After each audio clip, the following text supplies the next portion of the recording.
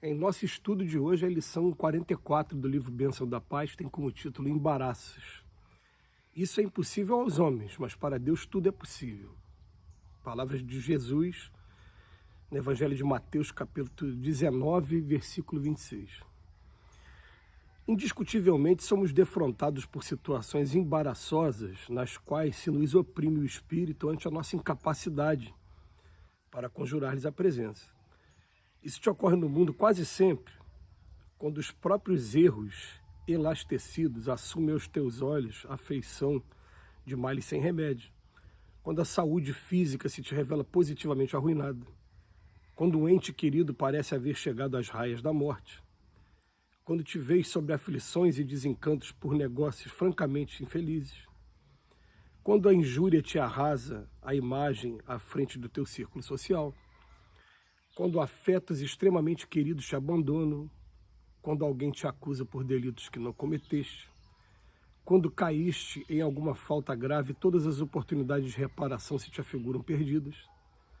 Ainda hoje, dolorosos desafios talvez te cerquem. Seja quais fores, no entanto, ora e confia, trabalha e espera.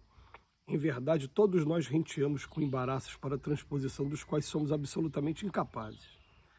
Ante qualquer dificuldade, porém, recordemos a afirmação positiva do Mestre. Isso é impossível aos homens, mas para Deus tudo é possível.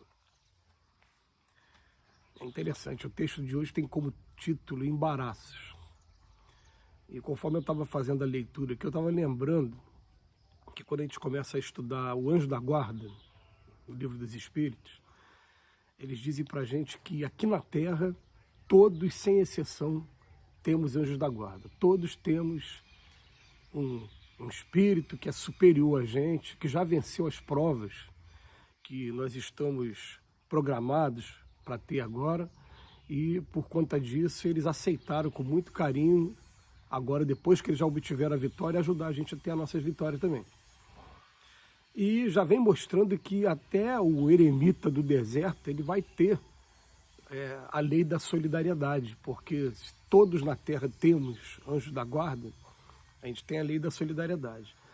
Mas o que acontece? A gente procura, muitas vezes, ajuda dos amigos para resolver os nossos problemas e algumas vezes também a gente procura, principalmente com o incentivo que a doutrina espírita nos dá, a gente busca autonomia, busca a nossa independência. Mas vai ter momentos em que a gente não vai conseguir resolver o problema por conta própria. Tem problemas que aparecem para a gente que primeiro vem aquele raciocínio, meu Deus, como é que eu vou fazer para resolver isso? O que eu faço nessa circunstância?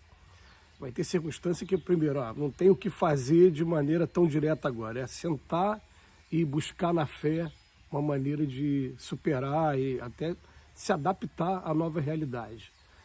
O Emmanuel ele até colocou aqui para a gente algumas situações, se a gente parar para analisar todas elas, ele coloca situações, algumas, em que nós temos uma culpa direta e outras não, outras que acontecem realmente, ele bota situações embaraçosas, por isso que o título é Embaraços.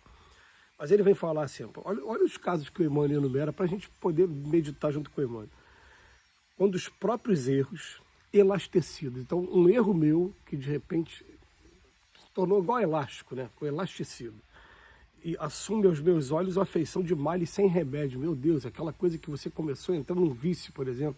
Você começou ali arriscando, experimentando e de repente você está mergulhado nele. Meu Deus, agora como é que eu faço para sair? E eu falo dos vícios, gente. Eu luto contra o vício da gula, por exemplo. Você parar de comer carboidrato. Quando fala de vício, a pessoa quer ligar logo às drogas mais pesadas. Realmente, nossos irmãos que passam pela dependência química têm um sofrimento muito grande e o desafio é muito grande também. Mas vamos pensar nos nossos vícios também, não só nesses vícios mais graves. Depois ele fala assim, quando a saúde física se te revela positivamente arruinada, pode acontecer a qualquer momento com a gente, inclusive, muitas das vezes acontece por questões kármicas, nem acontece porque eu dei motivo nessa encarnação. Muitas vezes é o que eu venho trazendo aí de consequências de equívocos de experiências passadas. Aí depois ele fala, quando um ente querido parece haver chegado às raias da morte. É outra situação também que acontece com a gente com muita frequência. uma pessoa muito querida, aquele mais ancião da família, muita gente que a gente construiu a nossa vida no contato, no gozo da companhia dessa pessoa, e de repente a gente vê essa pessoa às raias da morte. Aí depois ele fala, quando te vês em aflições e desencantos por negócios francamente infelizes, a gente investe numa determinada empresa, eu quero fazer uma determinada coisa e de repente vem a crise, vem a pandemia, como aconteceu, quantas empresas por aí, quantos negócios foram fechados, foram encerrados. Depois ele coloca que quando a injúria te arrasa a imagem à frente do teu círculo social. Também é um motivo de muito embaraço, muito sofrimento e que absolutamente em casos como esse a gente não tem muito o que fazer, né? Às vezes quanto mais se procura se defender, mais complica. A gente aprendeu com o próprio Emmanuel que quando esse tipo de coisa acontecer, eu vou pensar se essa injúria que estão fazendo no meu nome, ela é verdadeira ou não. Se ela não for verdadeira, eu moralmente não vou me preocupar tanto. Mas se ela for verdadeira, ela está sendo um aviso para eu mudar de caminho. E a melhor maneira de mudar é, a melhor defesa que você tem é o que ele fala aqui no final. Ele fala, ora e confia, trabalha e espera. Mas ele não para por aqui. Ele vem falar assim, ó, quando afetos extremamente queridos te abandonam. A gente sabe que a gente não criou filho para a gente cria filho para o mundo. Vai chegar uma hora que o filho vai sair de casa e vai tomar o seu caminho também, né? E é processo normal. É um processo que a gente vem falando assim, porque a gente já está começando a visualizar ali na frente ele acontecendo também com a gente. Que no meu caso pessoal. Aí, quando alguém te acusa por delitos que não cometeste, também é uma fase que é complicada, né? Até você conseguir, através dos seus processos de defesa, já que está falando de delitos aqui, algumas vezes a gente percebe isso até acontecendo na justiça mesmo. Enquanto não saiu aquela sentença absolutória, aquela sentença que reconheceu que você não foi o culpado mesmo, você passa por momentos de embaraço.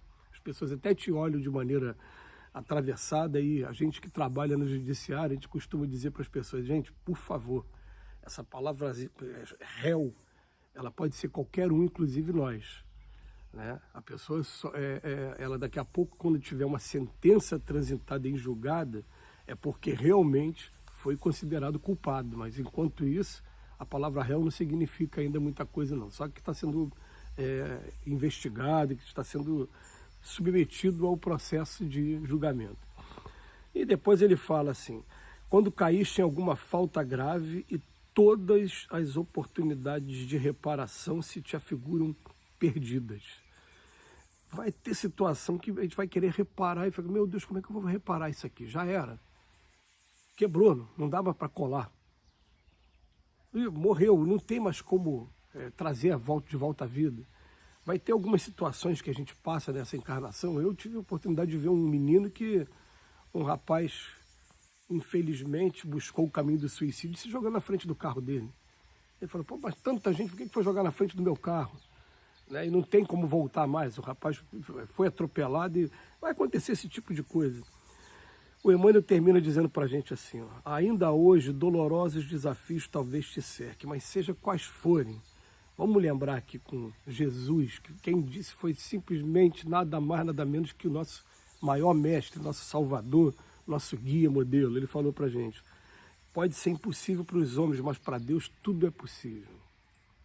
Tudo é possível, porque eu me lembro, por exemplo, de um episódio, né, em que dois meninos brincando de roleta russa, uma brincadeira de muito mau gosto, em que você pega uma arma de fogo, um 38, né, como o pessoal fala, um revólver, um calibre 38, com 6 tiros, bota uma bala só e fica rodando para, na sorte, ver qual que vai cair e experimentando dar um tiro um no outro. Um matou o outro, é claro. E depois de anos, através de Chico Xavier, veio uma psicografia desse que foi assassinado, falando, não, ele não teve culpa nenhuma, fui eu que forcei a brincadeira, enfim.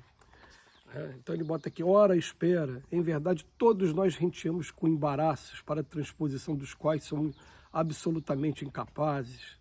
Ante qualquer dificuldade, vamos recordar o que Jesus disse, é impossível para os homens. Para Deus, tudo é possível no momento certo, na hora certa. Que Jesus nos abençoe hoje e sempre.